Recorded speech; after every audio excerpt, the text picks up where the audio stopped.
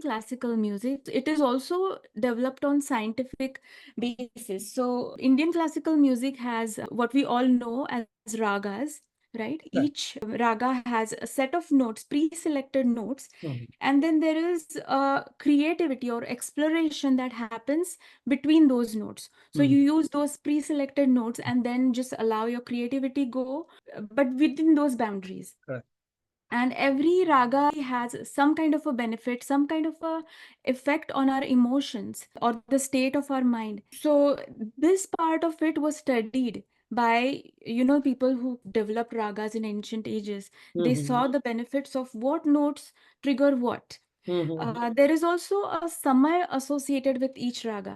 Different ragas are sung at different hours of the day. So there Correct. is morning ragas, there is Correct. afternoon ragas. Yeah. So they also went and studied that which ragas are effective at which time.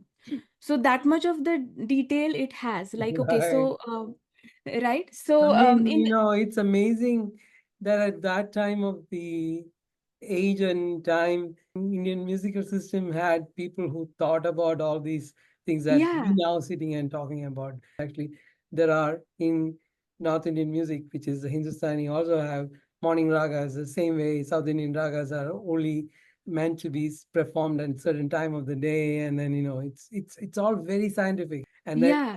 we ourselves have not really had put out anything like a authentic study that is out there that people can go and refer to. It's very hard to find these things. Actually, I myself had tried so much, so it's so nice to hear all this from Yeah, in yeah. all years. Yeah. Right, right. We choose the ragas based on the person's needs, whether it's Mhm. physical needs or emotional needs, mental health needs. There are certain ragas that are beneficial, and then based on the time that person is available, we also select ragas from that set. So, Right. okay, if they are available in the morning, then we select morning ragas that will Mhm. help that issue. Mhm. If they're available only in night, so we select that. Mhm. Um, Apart from the raga itself, we also select the instruments Mhm. that can help that person, because Mhm. different instrument have different healing effects. I So for see. example, we take flute, right? So flute, Mhm. like you say, it's like very smooth flowy feel to it. But even when you have a wound, so for example, you blow on it, like You're right. Yeah. like yeah, so it has that soothing effect. So any if you want to heal any emotional wounds, deep rooted emotional wounds, then we use flute for that.